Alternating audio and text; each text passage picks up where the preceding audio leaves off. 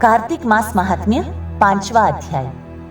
देवताओं को आश्वासन देकर भगवान ने मत्स्य का रूप धारण किया और विंध्याचल की पर्वत श्रेणियों में रहने वाले महर्षि कश्यप, जो सूर्य को अर्घ्य दे रहे थे, कि अंजलि में जा गिरे।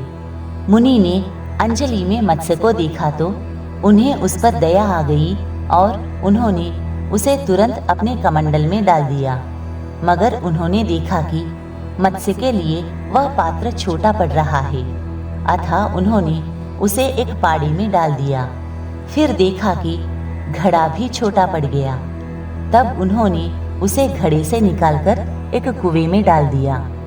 मछली का आकार आश्चर्यजनक रूप से बढ़ जाता था, अतः कुआं भी छोटा पड़ गया। तब उन्होंने उसे कुएं से निकालकर एक सरोवर में डाल दिया। मकर के लिए वह विशाल सरोवर भी छोटा पड़ गया। अंत में उन्होंने उसे समुद्र में डाल दिया। तब श्री विष्णु स्वरूप उस मत्स्य ने जल में छिपे बैठे शंखासुर को मार डाला और उसका शव हाथों में लेकर जल से बाहर निकले। इससे प्रसन्न होकर सभी देवता उनकी स्तुति करने लगे। इससे प्रसन्न होकर भगवान सभी देवताओं को लेकर बद्रीनाथ धाम आ गए और वहां उपस्थित ऋषि मुनियों से आग्रह किया कि वे जल में बिखरे ज्ञान की खोज करें। भगवान ने कहा कि वे अब देवताओं सहित प्रयाग में निवास करेंगे। भगवान के आग्रह पर सभी ऋषि मुनि समुद्र की गहराइयों में जाकर ज्ञान की खोज करने लगे। जिस ऋषि ने जिस जिस ज्ञान की खोज की वह उसी का हो गया। ज्ञान की खोज करने के उपरांत सभी ऋषि प्रयाग लौट आए। प्रयाग आकर सभी ऋषियों ने अपने अपने द्वारा खोजा गया ज्ञान प्रभु के समक्ष रख दिया।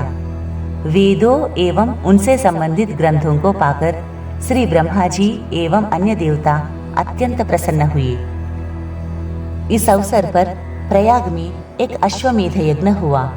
यज्ञ की समाप्ति पर सभी देवताओं ने भगवान से प्रार्थना की कि हे प्रभु, इस क्षेत्र को ब्रह्म क्षेत्र नाम दिया जाए तथा यह क्षेत्र सभी प्रकार के पापों का नाश करने वाला हो। जो भी यहाँ दान आदि करे उसका पुण्य अक्षय हो। यहाँ होने वाला पाठ पूजन कभी न मिटे। देवताओं की यह विनती सुनकर भगवान श्री विष्णु बहुत प्रसन्न हुए। उन्होंने कहा, यहाँ भागीरथी गंगा और सूर्यपुत्री यमुना का संगम है, अतः यह स्थान तीर्थों का राजा होगा। माघ मास में जो तीर्थराज प्रयाग में स्नान, पूजन अथवा दान पुण्य करेंगे उन्हें हर प्रकार की मुक्ति प्राप्त होगी। हे देवगणों, यद्यपि मैं सभी स्थानों पर हूँ, परंतु मुझे बद्रिकाश्रम अति प्रिय है।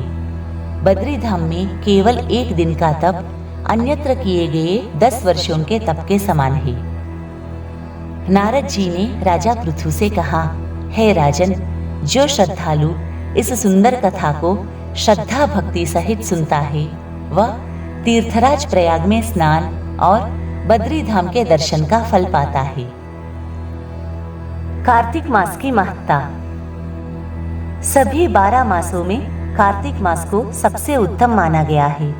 कार्तिक मास में भगवान विष्णु की प्रसन्नता के लिए जो व्रत अथवा पुण्यकर्म किए जाते हैं उनका कभी नाश नहीं होता। इस मास में जो मनुष्य भगवान की पूजा अर्चना पूर्ण विधि विधान से करते हैं और पूर्ण श्रद्धायुक्त जप, तप, कथा श्रवण और दान पुण्यादि करते हैं, वे परम पद के अधिकारी हो जाते हैं। श्री ब्रह्मा जी ने स्वयं ऐसा कहा है कि कार्तिक जैसा मास, गंगा जैसा तीर्थ, सतयुग जैसा युग और वेदों जैसा शास्त्र दूसरा नहीं है। न्याय एवं परिश्रम से कमाए धन को दान करने के लिए भी सबसे उत्तम मास कार्तिक ही है। इस जैसा दूसरा कोई मास नहीं है। इस मास में पराये अन्न को खाने से बचना चाहिए। जो मनुष्य अपने पापों से मुक्ति की इच्छा रखता हो उसे इस मास में भगवान वासुदेव को सदैव स्मरण करना चाहिए। शिवालयों में जाकर भजन कीर्तन एवं धर्मशास्त्रों का श्रवण करना चाहिए। कार्तिक मास में श्रद्धालु को नित्य ब्रह्म मुहूर्त में स्नान करना चाहिए और आपत्ति काल में मार्जन मात्र से संतुष्ट होकर भगवान शालिग्राम का ध्यान करना चाहिए। इस मास में संकल्प लेकर किए गए व्रत की पूर्णता से भगवान की कृपा का लाभ मिलता है। कार्तिक मास में दीपदान का भी विशेष महत्व है। ब्रह्मा जी ने एक बार श्री नारद जी से कहा था कि कार्तिक मास में प्रातः अरुणोदय काल में भगवान विष्णु का पूजन करना मोक्षदायी होता है। कार्तिक मास की यही महत्ता है कि इस मास में जो श्रद्धालु भगवान विष्णु का कमल पुष्पों से पूजन करता है वह जन्म जन्मांतर के पापों से मुक्त हो जाता है। कार्तिक मास में जो श्रद्धालु भगवान विष्णु के 12 अक्षर मंत्र ओम नमो भगवते वासुदेवाय का जाप करते हुए प्रत्येक जाप के साथ भगवान श्री विष्णु को तुलसी दल अर्पित करता है वह मोती दान करने जैसा फल प्राप्त करता है। कार्तिक मास में जो श्रद्धालु भगवान श्री विष्णु की आरती कर प्रसाद स्वरूप प्रभु की मूर्ति के सम्मुख तुलसी दल अर्पित करता है उसे सहज ही भगवान की कृपा का फल मिल जाता है। कार्तिक मास में जो उपासक नित्य तुलसी दल पहले भगवान को चढ़ाए और फिर प्रसाद रूप में ग्रहण करता रहे उसके शरीर की शुद्धि हो जाती है। कार्तिक मास में भगवान के नाम स्मरण की बड़ी महिमा है। कार्तिक मास में सर्व पापहारिणी श्रीमद् भगवद गीता का पाठ पढ़ना सुनना चाहिए। स्कंद पुराण के अनुसार कार्तिक मास में गीता का पाठ करने वाले के पुण्य अनंत होते हैं। कार्तिक मास में स्नान, जागरण, तुलसी सेवन, दीपदान और भगवान के मंदिर में सफाई आदि करना उत्तम सेवाएं मानी जाती है। इस मास में भगवान की कथा और कीर्तन आदि उत्तम और मनवांछित फल देने वाले होते हैं।